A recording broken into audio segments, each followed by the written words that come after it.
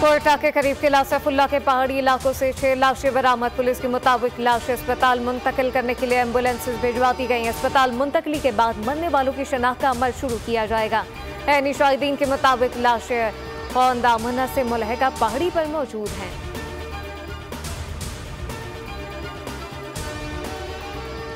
हुकूमत साजी के लिए जोड़ तोड़ सियासी राब्तों का जोर। मुलाकातों के बैक टू बैक दौर। शराकत इक़्तिदार के फॉर्मूले पर गौर के लिए पीपी सेंट्रल एग्जीक्यूटिव कमेटी का इजलास आज तलब।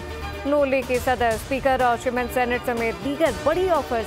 नवाज शरीफ और मौलाना फजलुर रहमान से टेलीफोनिक राब्ता। हुकूमत साजी के लिए ताउन मांग लिया। फजलुर रहमान की अपनी जमात से मुशावरत की यकीन दहानी।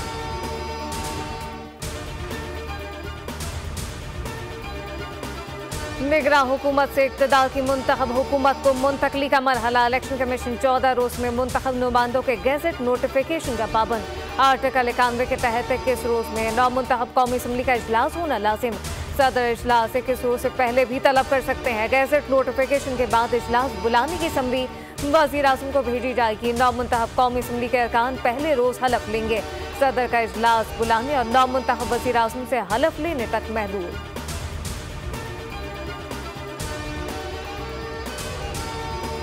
बलूचिस्तान में वज़ारत आला का ताज किसके सर सजेगा। पीपल्स पार्टी के सनाउल्लाह ज़हरी और सरफराज बुगटी दौड़ में शामिल। नून लीग के जाम कमाल का नाम भी अहम। जमीयत उलमा इस्लाम के नवाब असलम रईसानी भी उम्मीदवार। कुर्रा बीएपी के नाम निकला तो सादिक संजरानी मसनद पर बैठ सकते हैं।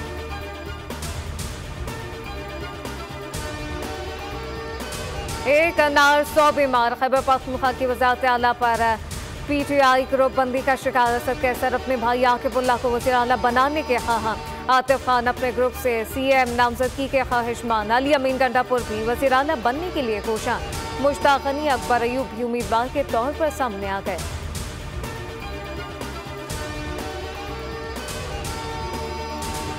PS 129 पर मैं नहीं आज़ाद उम्मीदवार जीता था। खैरात में सीट नहीं चाहिए। हाफिज नईमुर रहमान ने सिंध असम्बली के सीट छोड़ने का ऐलान कर दिया। कराची के तमाम इंतखाबी नताइज कलअदम करार देने का मुतालबा।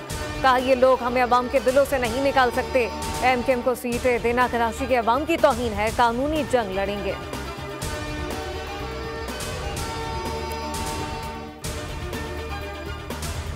इलेक्शन नताइज के खिलाफ दरख्वास्त दायर करने का पहला फोरम इलेक्शन कमीशन है। अभी इलेक्शन का प्रोसेस मुकम्मल हुआ है। क्या दरख्वास्त काबिल समात है। लाहौर हाईकोर्ट का उम्मीदवारों की कामयाबी के खिलाफ दरख्वास्तों की समात के दौरान इस्तफसार। मरीम नवाज तारा की कामयाबी के खिलाफ दरख्वास्त काबिल समात होने से मुताल्लिक फैसला महफूज। ख्वाजा आसिफ की कामयाबी के खिलाफ केस में रिमार्क्स किस दिए क्यों ना अदालत इस दरख्वास्त को इलेक्शन कमीशन के पास भिजवा दे। अलीम खान और रौन चौधरी की कामयाबी के खिलाफ दरख्वास्तों के काबिल समात होने या ना होने पर फैसला महफूज।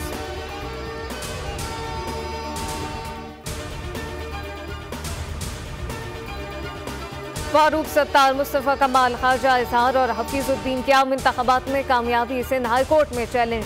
NA 237 पर पीपल्स पार्टी के असद आलम न्याजी और NA 243 पर कादर पटेल की कामयाबी के खिलाफ भी मुखालिफ उम्मीदवारों का अदालत से रुजू। सिंध असम्बली के कई हलकों के नताइज भी चैलेंज।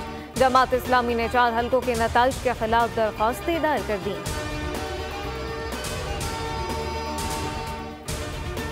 अगर इंतखाबात साफ और शफाफ नहीं हुए तो KP में एक जमात की अक्सरियत कैसे हो गई। आजम नज़ीर तारण ने सवाल उठा दिया। मीडिया से गुफ्तगू में कहा राना सना, साद रफीक और खुर्रम दस्तगीर कभी इलेक्शन नहीं हारे। अगर ऐसा हुआ तो वो अदालत से रुजू कर रहे हैं।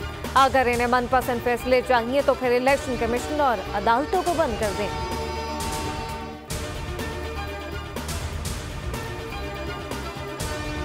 और पुलिस एहलकार को थप्पड़ नहीं मारना चाहिए था। माजरत खां हूँ। फिरदौस आशिकाबाद ने माफी मांग ली।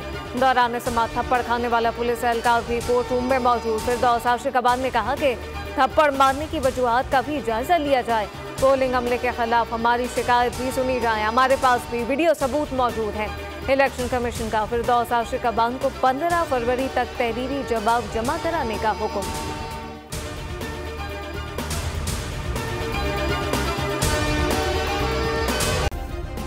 सब्सक्राइब करें और बेल दबाएं ताकि कोई खबर रह न जाए।